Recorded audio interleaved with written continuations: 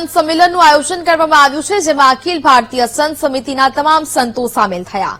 સંત સમાજના મહામંડલેશ્વર અને જગન્નાથ મંદિરના પૂજારી દિલીપદાસજી અને મોહનદાસજી પણ સંમેલનમાં ઉપસ્થિત રહ્યા. આ સંમેલનમાં લવ જેહાદ તેમજ ધર્મ પરિવર્તન જેવા મુદ્દાઓ અંગે ચિંતન કરવામાં આવ્યું. સંત સંમેલનમાં હાજર રહેલા ચૈતન્ય મહાપ્રભુએ રામ મંદિરને લઈને નિવેદન આપ્યું. તેમણે જણાવ્યું કે હિન્દુ સમાજે રામ મંદિર, કાશી વિશ્વનાથ મહાદેવ અને મથુરામાં શ્રીકૃષ્ણના મંદિર બનાવવા સંકલ્પ લીધો હતો, જેમાંથી રામ મંદિરનો સંકલ્પ પૂર્ણ થયો છે.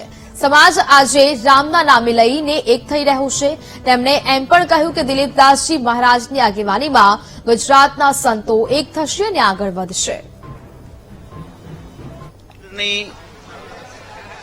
ગૌશાળાની પાવન ભૂમિમાં આજે અખિલ ભારતીય સંત સમિતિના ગુજરાતમાં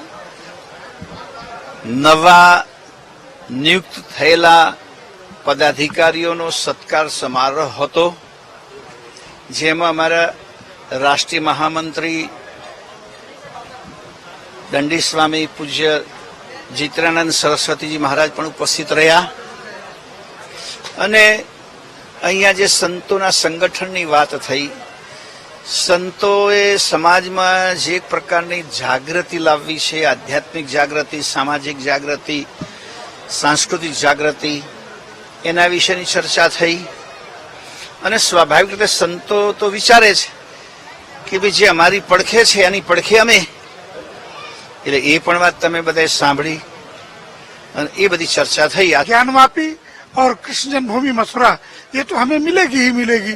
इसके साथ आज गुजरात में ये निर्णय जरूर हुआ कि लंबे समय से कि हमारे जो पुराने मंदिर हैं, जिसे गुजरात में जूना शब्द प्रयोग करते हैं, वो उपेक्षित पड़े हैं, उनका भी जीर्णोद्धार हो और उन मंदिरों में भी लोग जाएं.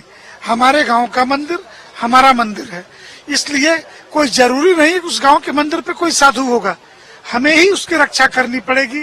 इसलिए सप्ताह में एक दिन अपने गांव के मंदिर के साफ सफाई में उसके पूजा पाठ के लिए हमें लगाना है. આપણા દેશની સંસ્કૃતિને ટકાવી જો હશે, જો પશ્ચિમી સંસ્કૃતિ જે આપણી પર હાવી થઈ રહી છે એને બચાવવું હશે તો વેલેન્ટાઇન ડે આપણા માટે નથી.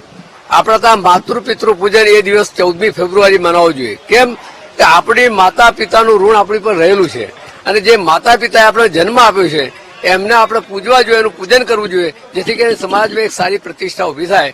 એટલા માટે બધાએ પોતપોતાના સ્થાન ઉપર દરેક સંસ્થાઓ માતૃ પિતૃ પૂજન દિવસ ઉજવે એવી એક અપેક્ષા છે.